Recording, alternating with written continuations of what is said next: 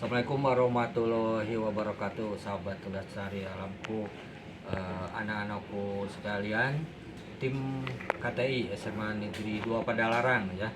Nah, ini bisa dengan tanaman eceng gondok ini ya. Nah, yang sudah berbunga cantik ini gitu ya, bisa dijadikan untuk beberapa kegiatan yang menunjang pada KTI ya. Nah, dan KTI ini didasarkan dari beberapa penelitian yang sudah banyak dilakukan gitu ya. Nah, jadi Bapak ini menanam ini sebenarnya banyak tujuan gitu ya. Nah, yang pertama ini sebagian dari eceng gondok yang diambil dari sini sebenarnya waktu menguras kolam bisa agak dijem ya ini. Jadi ini kolam ya sebenarnya gitu. Tadinya belum pakai ini. Jadi kolam ini kolam penampungan air hujan, murni air hujan gitu ya.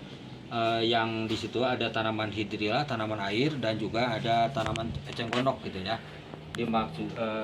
Dimaksudkan untuk salah satu manfaat dari eceng gondok itu kan dia akarnya yang panjang gitu ya, yang ini.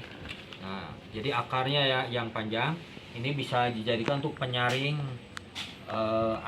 penyaring kotoran air gitu ya. Nah, bisa dikaitkan dengan saringan air atau penjernih air gitu ya. Kemudian juga tadinya difungsikan jadi manfaat yang kedua ya, jadi sekaligus bisa silakan kok kaitkan dengan KTI gitu ya. Jadi selain untuk penyaring, ini fungsi yang kedua itu bisa dikaitkan dengan sebagai rumpon untuk budidaya ikan gitu ya. Jadi untuk budidaya ikan gapdi, ikan atau ikan-ikan yang kecil yang lainnya gitu yang mudah berbiak, jadi bisa nanti telurnya itu bisa ya di sini gitu ya.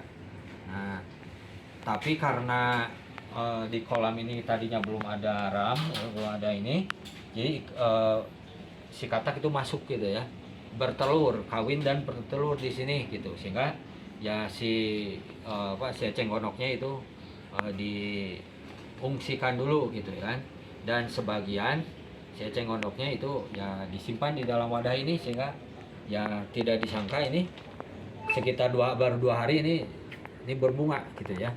Nah, kita bicara selanjutkan yaitu fungsi dari eceng gondok ya, sebagai bahan untuk penelitian, tapi juga sebagai bahan-bahan untuk sekolah di Wiata gitu ya. Jadi untuk sekolah di Wiata eceng gondok itu bisa digunakan ya untuk IPAL gitu, instalasi pengolahan air limbah gitu kan. Instalasi pengolahan limbah yang dilakukan atau dengan teknik organik gitu ya. Nah, ini terinspirasi dari waktu kunjungan ke Batan, itu dari limbah dari Batan itu kan ada itu, kalau itu untuk penetral kimia. Nah, jadi untuk di ipalnya itu ada pakai tanaman gitu. Jadi tidak dari proses sekian bak itu ada tanaman gitu ya, tanaman ini, tanaman eceng gondok gitu kan. Nah, nanti di bak yang terakhir itu ada ikan. Artinya kalau ikannya tidak mati gitu, dalam arti oleh limbah radioaktif dari Batan di Bandung, maka baru dialirkan ke Sungai Cikapundung gitu ya. Nah, jadi udah beberapa fungsi kan dari eceng gondok ini. Nah, fungsi yang lain ini masih banyak gitu ya. Seperti di saung eceng gondok itu, di saung eceng Kang Indra itu yang Prai Kalpataru di Ciamplas Bandung, atau Bandung Barat ya, maaf. Jadi ini sudah memproduksi banyak kerajinan dari eceng gondok, bahkan juga dijadikan untuk media tanam gitu kan. Jadi dijadikan untuk media tanam menanam, karena di Citarum itu banyak eceng gondok sebagai gulma, maka dijadikan sebagai media tanam untuk menanam ya padi katanya gitu. Nah, kemudian yang terakhir yaitu eceng gondok ini bisa juga digunakan sebagai kompos gitu ya. Kompos ya sebagai jadi untuk media tanam organik ya, dijadikan sumber kompos yang sangat menyuburkan tanaman gitu.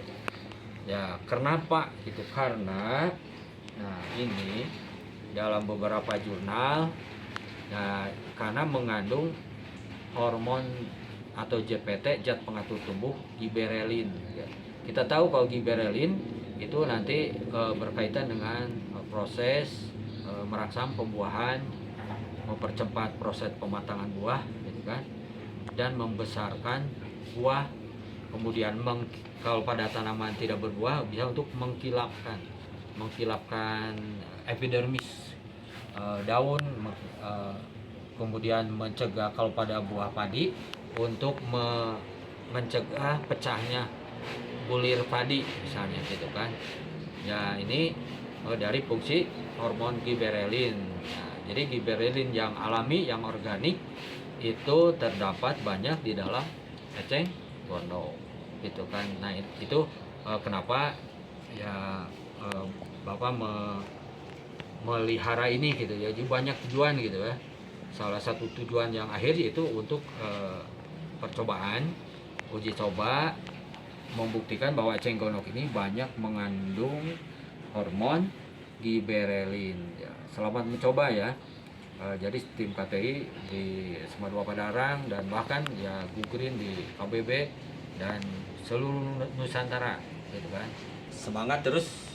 Assalamualaikum warahmatullahi wabarakatuh.